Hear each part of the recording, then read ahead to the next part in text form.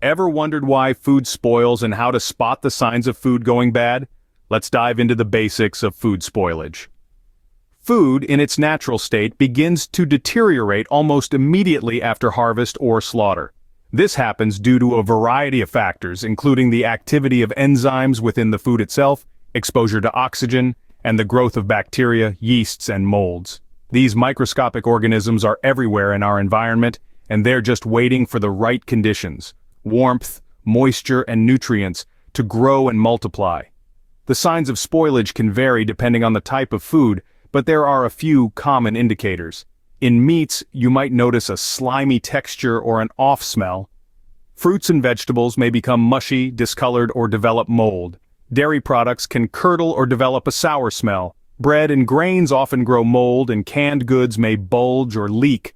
Understanding these signs is crucial because eating spoiled food can lead to food poisoning, which is not only unpleasant but can be life-threatening in a survival situation.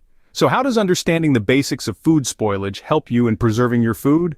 Well, by knowing what conditions cause food to spoil, you can work to prevent those conditions in your preservation process. For example, if you know that bacteria need moisture to grow, you might choose to dry your food to remove as much water as possible. Additionally, being able to recognize the signs of spoilage can help you determine whether your preservation method has been successful. If you've smoked a piece of meat and it develops a slimy texture or foul smell, for example, you'll know that something has gone wrong and that the meat isn't safe to eat. And remember, some foods are more prone to spoilage than others. High-protein foods like meat and dairy are particularly susceptible, while foods high in sugar or acid, like fruits and pickles, are naturally preserved to some extent.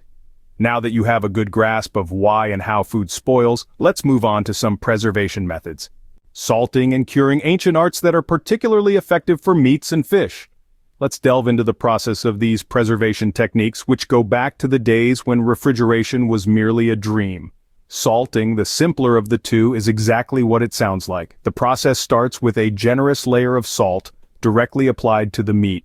This salt, a natural enemy of bacteria, draws out the moisture from the meat, creating an environment inhospitable for bacterial growth. Now, curing is a bit more complex. It requires a mixture of salt, sugar, and curing salts, which contain nitrates.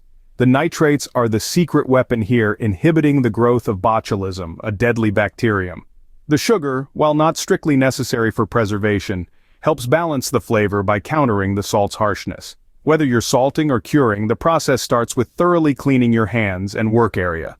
Then you'll need to prepare your meat. For smaller game or fish, this might mean filleting or deboning. Larger game may require butchering into manageable pieces. Once your meat is prepared, apply your salt or curing mixture generously, ensuring every inch is covered. Really rub it in there. This is not the time for a light touch. Now it's time for patience.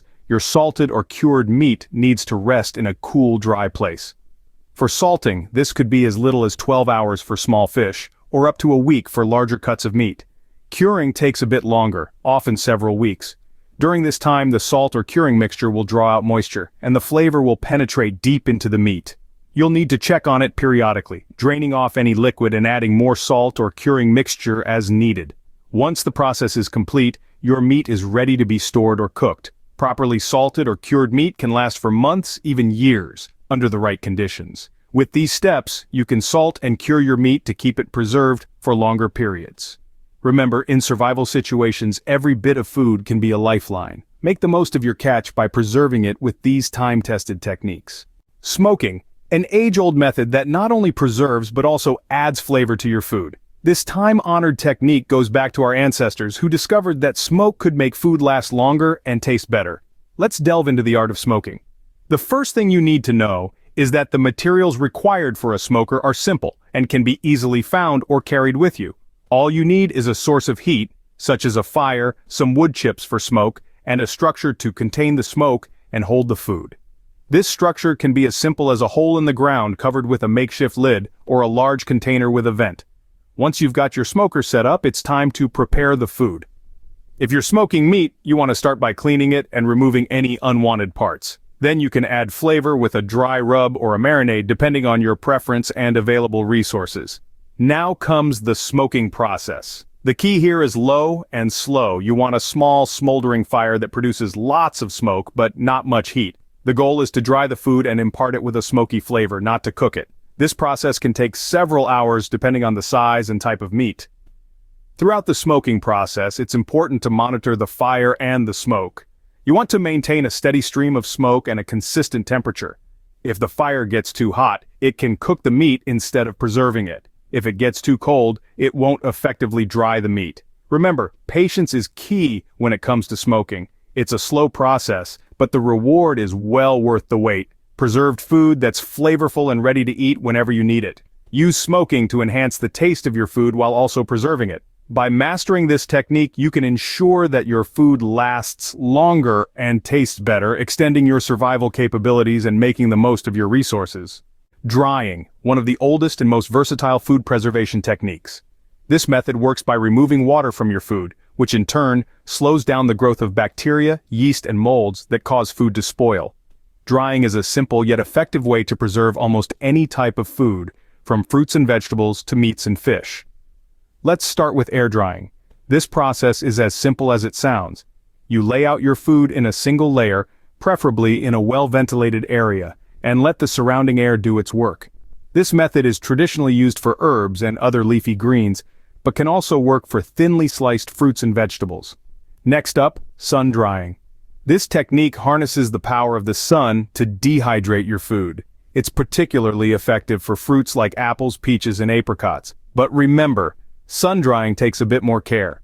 You'll need to cover the food with a lightweight cloth to protect it from insects and dirt, and bring it in at night to avoid moisture from dew. If you're willing to put in a bit more effort, constructing a simple solar dehydrator can be a great project. A solar dehydrator is essentially a box with a clear top that traps heat from the sun, effectively turning it into a low-temperature oven. With a few basic materials like wood, clear plastic, and some black paint, you can create a device that can dry a large amount of food in a relatively short time. Regardless of the method you choose, remember to store your dried foods in a cool, dark place in an airtight container. This will help maintain their quality and extend their shelf life even further. A well-preserved stash of dried foods can be a lifesaver in a survival situation, providing nourishment when fresh food is scarce. Drying is a versatile method that works for almost any food, extending its shelf life. So whether you're preserving a bounty of berries or a catch of fish, drying can help ensure you have a reliable food source in the most challenging of times. Fermentation, a preservation method that enhances the nutritional value of your food. It's a process that's been used for thousands of years, from the production of wine and beer to the creation of yogurt and sauerkraut. So, what is fermentation exactly? In its simplest form, it's the process where natural bacteria feed on the sugar and starch in the food, creating lactic acid. This process preserves the food and creates beneficial enzymes, B vitamins, omega-3 fatty acids, and various strains of probiotics. Now let's talk about how to create the perfect environment for this process to occur. First, you'll need a container. This could be anything from a mason jar to a large ceramic crock, depending on the quantity of food you want to ferment.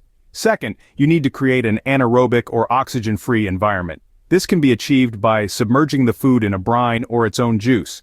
Lastly, the fermentation process needs time and a stable temperature. A cool, dark place is often best. So, what foods are suitable for fermentation? The answer is a surprising number. Vegetables are a common choice, with cabbage being a prime example for making sauerkraut or kimchi. But fruits can also be fermented, such as apples for cider or grapes for wine. Even dairy can be fermented to create yogurt or cheese. But remember, while fermentation is a fantastic method of preserving food, it's also a science. It requires observation and sometimes a little trial and error. Don't be discouraged if your first attempt isn't perfect. Each batch is a learning experience. By fermenting, you can enhance the nutritional value of your food while also preserving it. It's a process that not only extends the lifespan of your harvest, but also adds a new dimension of flavor and health benefits. So don't overlook this ancient method in your survival toolkit. It could be the key to turning simple ingredients into a sustainable, nutritious food source. Nature often provides its own refrigerator. Let's learn about cold storage. Now, we're going to talk about cold storage, a method that's been used for centuries, well before the invention of modern refrigeration. Cold storage is all about utilizing the natural formations and climates around us to keep our food fresh and edible. Imagine you're in a forest and you've just caught a fish. It's too much to eat in one sitting, and you don't want it to spoil. What do? You find a small shaded creek or stream. The water is cool, running, and clean. You can use this as a natural refrigerator, submerging the fish in the water, secured in a mesh bag or wrapped in leaves and tied with vine. But what if you're in a colder climate with snow and ice? Well, that's even better. Snow and ice are nature's freezers. You can dig a hole in the snow, a makeshift ice box, to store your food. Just make sure to cover it to protect from scavengers. Perhaps you're in a temperate climate with cool, damp soil. You can mimic the root cellars of old by burying your food in the ground. The earth provides a stable, cool temperature, perfect for storing root vegetables, nuts, and grains. Remember, when using natural cold storage, always consider the safety of your food. Keep it sealed and protected from animals and insects. And always check your food for signs of spoilage before consuming. Cold storage is not just about survival, it's about working with nature, understanding the environment around you, and using it to your advantage. It's about respect for the natural world and the resources it provides. Cold storage is a natural and effective way to preserve your food in the wild. Canning is a great method, but what if you don't have the right equipment? Let's learn some makeshift techniques. When you're in a survival situation, you might not have the luxury of a full canning setup at your disposal. But that doesn't mean you can't preserve your food using the same principles. Let's start with the tools you'll need. Ideally, you'd use a canning jar with a two-piece lid. But in a pinch, any glass jar with a tight-fitting lid will do. Think a mason jar or even a reused pasta sauce jar. Just make sure it's been thoroughly cleaned and sterilized to prevent any bacteria from contaminating your food. Now, on to the canning process. First, pack your food tightly into the jar, leaving some headspace at the top. Then, seal it as tightly as you can. In a traditional setup, you'd use a canning rack to submerge your jars in a large pot of boiling water. Lacking that, you can improvise with a large pot and a clean dish towel. Simply fold the towel and place it at the bottom of the pot to prevent the jars from direct contact with the heat source. Submerge your jars in water, ensuring they're covered by at least 1 inch of water. Bring the water to a boil and process the jars for the recommended time based on the type of food you're preserving. Remember, each type of food requires a different processing time, so do your research. Once the time is up, carefully remove the jars from the water and let them cool. As they cool, the lids should create a vacuum seal, preserving your food for months to come. And what if you don't have a heat source? You can still preserve food by fermentation, a natural process that uses beneficial bacteria to create a preserving lactic acid. This technique works well with vegetables, turning them into pickles or sauerkraut. With these techniques, you can preserve your food through canning, even in a survival situation. We've covered a lot today, from understanding food spoilage to various preservation methods. Our journey began with the basics of food spoilage, where we learned why food spoils and the signs to watch out for. It's this knowledge that informs our choices on the best preservation methods, be it for berries, fish, or small game.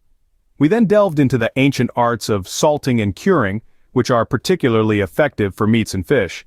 This method, which involves preparing and applying salt cures, draws out moisture and inhibits the growth of bacteria, ensuring your food stays safe and edible longer. Next, we ventured into the realm of smoking. Using simple materials, we set up a smoker that not only preserves meat, but also imparts flavors that can turn even the toughest game into a palatable meal. Our journey continued with drying and dehydrating, one of the oldest food preservation techniques around. We explored the process of air drying, sun drying, and even constructing a simple solar dehydrator from scratch for those who are a bit more advanced. We also touched on the magic of fermentation, a method that not only preserves but also enhances the nutritional value of food. We discussed how to start a basic fermentation project with vegetables and fruits, and how to create the right environment for beneficial bacteria to do their work. We then discussed cold storage, how nature can provide its own refrigerator. We talked about how to utilize natural formations and climates to store perishable items, mimicking the root cellars of old. Lastly, we tackled canning with makeshift equipment. While traditional canning involves specific gear, we learned a few ways to can foods using tools and containers you might have in a survival situation, including creating a makeshift canner and using alternative heat sources. If you found these survival preservation techniques helpful, don't forget to like, subscribe, and comment below. Stay prepared and transform your next catch or harvest into a dependable food supply.